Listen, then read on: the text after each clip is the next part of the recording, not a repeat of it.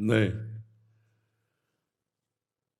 संन्यास का तात्पर्य आप भेद से बोल रहे हैं इसलिए हम नहीं कह रहे हैं, लेकिन संन्यास की आवश्यकता है। संन्यास का तात्पर्य केवल वेश से नहीं है। ये तो सर्वाणी कर्माणि मयि सन्न्यस्य मत्पराहा अनन्ये नैव योगेन माम ध्यायन्तु उपासते। भगवान करें ये माने जो तू सर्वाणी कर्माणि मयि सन्न्यस्य, जो अपने सारे कर्म मेरे को अर्पण कर देता है। न्यास माने होता त्यागना। मैं अपने समस्त कर्म को, समस्त अभिमान को, जो तन का अभिमान, जो धन का अभिमान, पद प्रतिष्ठा का अभिमान, ये सब भगवान के चरणों में अर्पित करता हूं। और निरंतर मेरा माम ध्यायन्तु उपासते, मेरा ध्यान और मेरी उपासना करता है। कैसे?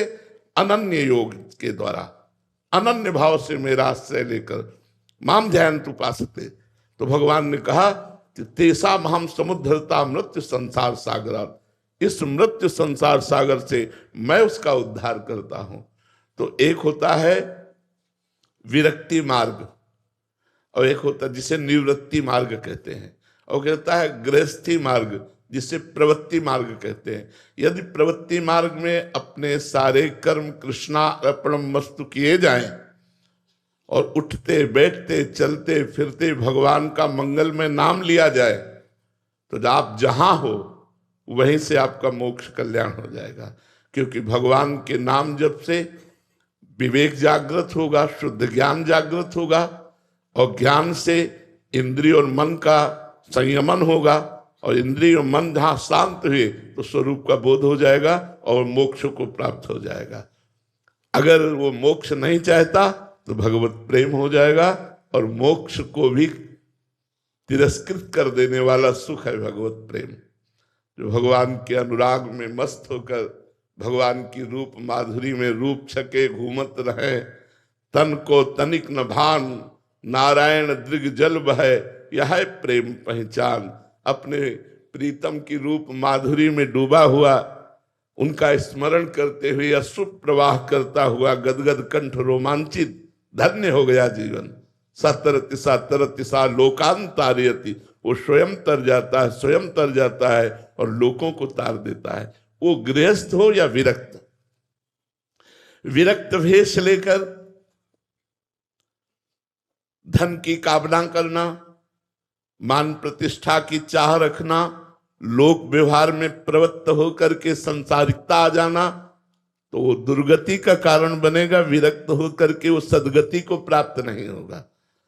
तो चाहे विरक्त हो चाहे गृहस्थ हो, दोनों को अपना सर्वस्व अहम भगवान के चरणों में, गुरुदेव के चरणों में समर्पित करना ही होगा।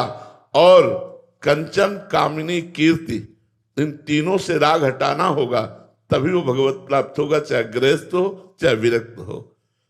ये मार्ग है दो, लेकिन दोनों मार्गों की पूर्णता भगवत प्राप्ति से है, और दोनों मार्ग अधिकार रखते हैं भगवत प्राप्ति का। इसलिए प्रगट में संन्यास लेना आवश्यक नहीं है। अंतर से सन्यासी बन जाओ, अंदर से सर्व कर्म भगवान के चरणों में समर्पित कर दो, तो तुम मोक्ष को जीते जी प्राप्त कर लोगे, जिसे कहते जीवन मुक्त अवस्था। परमहंस श्री सुखदेव जी के गुरुदेव थे जनक जी महाराज। जनक जी के पास क्या नहीं था? राजा थे, पत्नी थी, पुत्र थे, पुत्री थी, पूरा वैभव था। यद्यपि वो सब भगवत लीला पात्र हैं, फिर भी हम आपको चक्रवर्ती सम्राट अम्बरीश जी के पास क्या नहीं था? रानियां थी, पुत्र पुत्री थे, सब। और दुर्वासा जी विरक्त महापुरुष, अम्बरीश जी की बराबरी नहीं कर पाए। विरक्त परमहंस श्री सुखदेव जी ने जनक जी को गुरु रूप से स्वीकार किया।